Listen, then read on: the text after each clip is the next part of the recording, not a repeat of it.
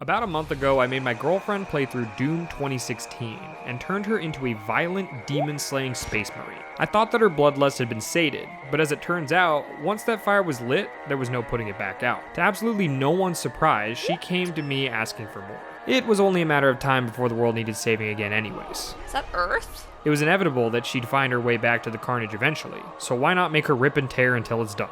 Luckily, her hunger for violence is eternal.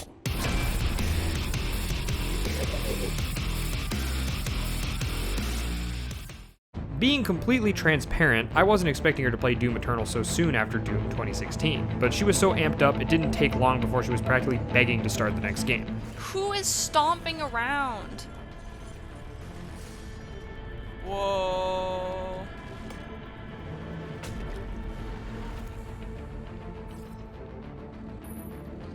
Oh, this guy's stomping around. With that being said, having played the games so close together, she couldn't help but draw comparisons between the two. I'm not here to say one is better than the other because she enjoyed them both, but if you'd like, feel free to let us know what you think.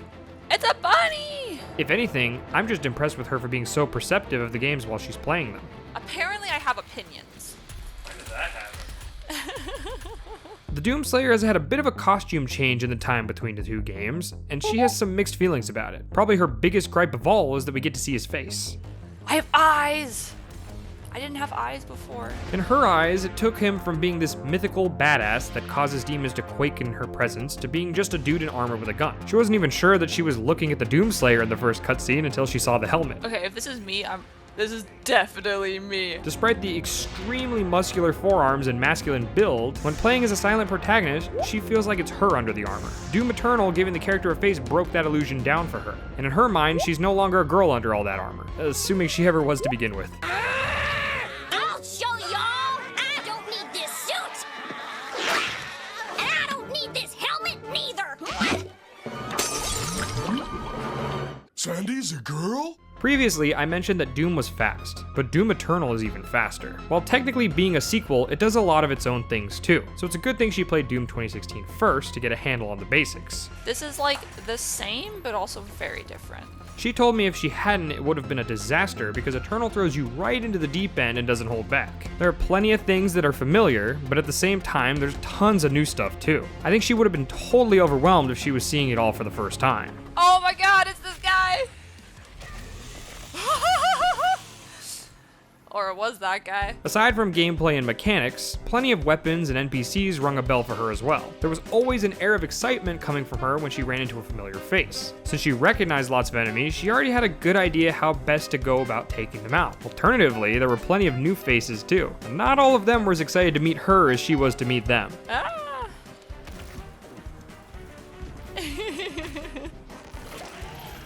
Okay, these guys now really are my favorite. Like, they went from being my least favorite to like my absolute favorite. Okay, these guys are my new least favorite. These guys can go to hell. Or I guess go back to hell. A common opinion I've heard is that Doom Eternal takes a much more story-focused approach than Doom 2016. Some have even made the comparison that it's akin to Portal 1 and 2, where the first game is a lot more mechanically focused, while the second one tries to flesh out the world and story. In terms of my girlfriend, a lot of this just goes over her head. Is that just lore? Whatever. Okay. At the end of the day, she's here for one thing and one thing only, to do some damage. Whether the destruction is narratively engaging or mindless makes no difference to her. I honestly don't know what I'm taking. At the end of the day, Doom is still Doom, and there's no shortage of things to kill and ways to kill them. If things ever start getting confusing, her safest bet is probably to find the nearest monster and start beating its face in. The goal still boils down to ripping and tearing until it's done. The only thing they fear is her, and boy does she know it. Rip and tear, baby. Glory kills are back and just as fun as before. Okay, please let me punch the one who is glory killing. Thank you. Especially now with the inclusion of the Doom Blade. The Praetor suit has gotten some upgrades since she last wore it, and among them is the introduction of the Doom Blade. She was really excited when she saw the knife extension because it looked like a sword she could use. Oh, I'm so excited for that arm sword thingy. Initially, she thought the blade was going to be a brand new weapon she'd get to use during her melee strikes, but it didn't quite work the way she thought. She was a little upset that she can't just punch people to death with the melee attack like before. In Doom 2016, when she was trying to conserve ammo on the grunts or damage them enough for a glory kill, the basic melee attack was her go-to. Can I not just punch him to death like last time? Early on in Doom Eternal, she'd run up to a grunt and punch him, but rather than finding glory, multiple enemies would pile on her and she'd take loads of damage. After a handful of deaths, she realized melee wasn't getting her anywhere and had to reassess her strategy. See,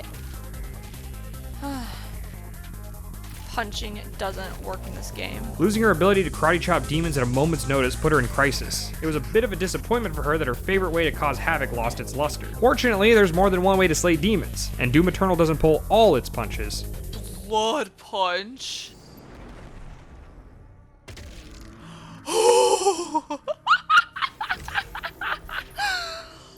Okay, I really like blood punching. After racking up enough glory kills, she could perform a blood punch, which is a powerful melee attack that hits enemies in an AoE. Her gripes for a return to fisticuffs were satisfied by the massive carnage she could unload with her left fist. Crisis averted.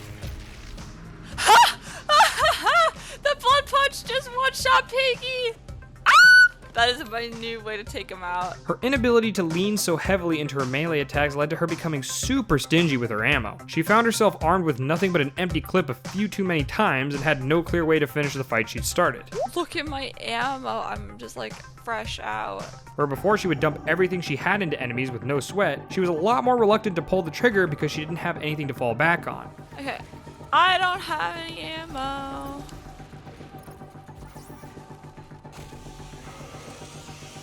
Oh, okay.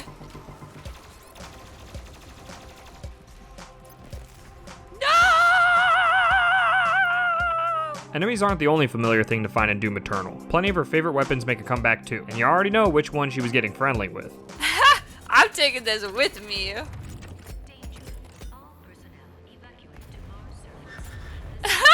The Slayer has control of the BFG. Damn straight I do. One of her favorite new additions was the flamethrower sidearm. Something about giving the Hellspawn a little taste of their own medicine is oddly satisfying. Setting enemies on fire is one thing, but being rewarded with armor for killing them is another. Call her a pyromaniac, or maybe she's just a little sadistic, but something about watching the enemies bleed armor shards while they burned gave her a total rush. Oh, you're trying to light me on fire? I can do the same thing, bitch. You may remember that her favorite weapon from the previous game was the shotgun, and that hasn't changed. If anything, it's only gotten better with the addition of the meat hook. The attachment to the shotgun works functionally as a grappling hook that lets you latch onto enemies and pull yourself in close. Part of why she loved the shotgun so much was she liked getting up close and personal with the monsters. The hook made for a great way to close the distance on her vulnerable foe and set her up for glory. Nice. I'm a badass. In Doom 2016, you may remember that she had a bone to pick with the right analog stick. To get you up to speed, all you really need to know is that she was not a fan of pressing it down to interact with objects. I'm surprised I didn't punch it. According to her, pressing down on the stick is an awkward movement that usually results in her moving it in a direction by mistake. Oh my god! Whew. Calm your thumbs. Laughably, the right stick ends up being an even bigger nuisance to her here than last time. Not only is melee still attached to the right stick, but that's the button for climbing too. Which, by the way, there's climbing in this one. Okay. Oh, there's the thing. Okay. No! Shit! Instead of climbing, I punched. I explained that the right stick is the standard for melee attacks in a lot of games these days because it allows you to not have to remove your hand from the stick. So she may as well get with the times and learn to live with it, adapt and overcome, or risk sounding like a broken record in the next several games she plays. If it's really that big of a problem, maybe we just need to upgrade her controller. Since she refuses to use keyboard and mouse, we may not have a choice. Keep the change. Unlike in the previous title, platforming is a lot more prevalent in Doom Eternal. Before she felt like the occasional jumping section was a challenge, but here it's much more integrated in the core gameplay. There are plenty of sections mid-firefight that expect her to outmaneuver the enemies and take to the sky. Few things are more chaotic than an airborne girlfriend. And speaking from experience, it's anyone's guess what or who she's gonna land on top of. Yeah. Unlockables like the double jump are still here, and are available from the start this go-around. The catch is they expect you to use them a lot more often. She had some degree of competency in how these things worked from her other playthrough, but having to do them in the heat of combat added a layer of difficulty. The obstacles that required jumping mid-fight were a much bigger hurdle for her than they probably should have been. With demons in all directions and bullets whizzing past, there's only really so much she could focus on at once. Add in the chance to fall in lava on top of it all, and you can see how it hurt her life expectancy. I'm just gonna sit here and think.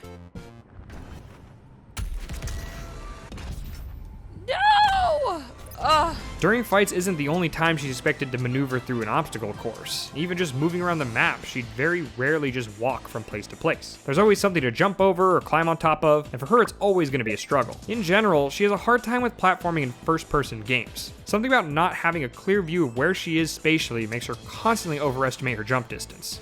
Oh, thank goodness. Where is this gonna go? Where am I supposed to go from here? On the topic of maps, the environments in Doom Eternal are a lot more hostile than what she encountered previously. It actually caught her off guard the first time walls started shooting fireballs at her or the floor got electrified. Okay. Low ammo, low health. The walls are shooting at me. That's the situation. God, I peek and I get hurt. In terms of design, all of this is in service of creating a more dynamic world. Unfortunately for my girlfriend, in the heat of combat it was tough for her to tell if she was getting damaged by the enemies or the walls. As the spectator, I can confidently confirm that nothing hurts her nearly as much as she hurts herself. Shit. Where am I? The extra life power-up came in pretty clutch for her on a number of occasions. Dying mid-checkpoint losing all the progress she made led to the loudest outburst from her in 2016, so the second wind mechanic helped to preserve her sanity and my eardrums. She'd tend to ricochet between having a full stack of them and then 0 depending on the level. You can always tell when she's down to 0 though, because things get really quiet right up until she either wins or dies. Hysterically, every time it would trigger, it seems like she'd forget that it existed and end up sitting still and nearly wasting it. Oh my god. Oh. Do not waste the 1-up.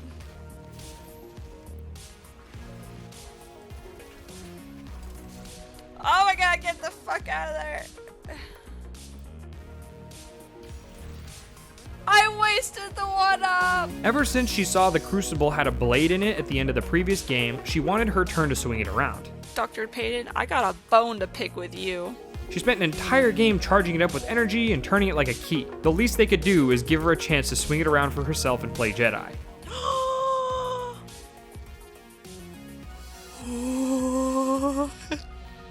Wait, that was from last time.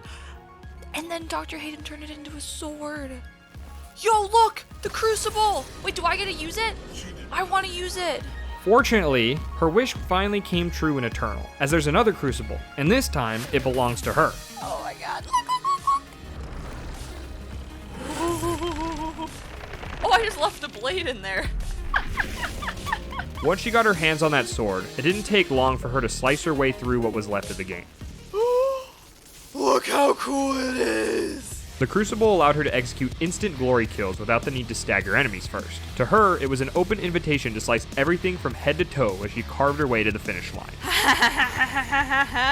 Of all the demons in hell, there's only one that can withstand a slash from the Crucible, the Marauder. It's considered by many to be the most difficult normal enemy in the game, but you wouldn't know it if you asked my girlfriend. She actually found them to be pretty easy to deal with, and after her explanation, it all makes sense. It turns out the years of practice in Dark Souls haven't gone to waste. They're really not that bad. I kind of like them. It's like a little more organized. Or it's like I just wait for the green and the sound cue. Nice. Throughout the whole game, she always liked to save her best attacks for the big enemies. But for the final fight, she got to go all out and rip and tear anyone who looked at her funny.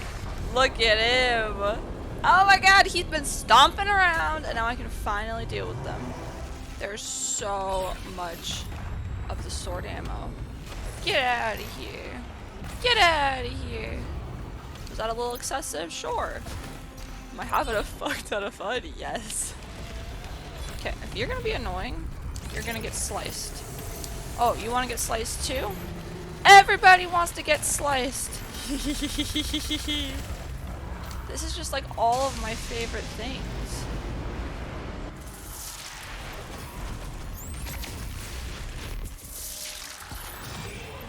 I did it! I took down the icon! Woo!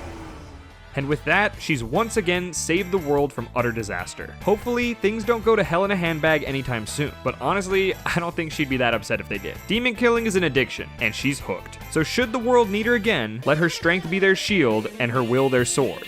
Her fight is eternal.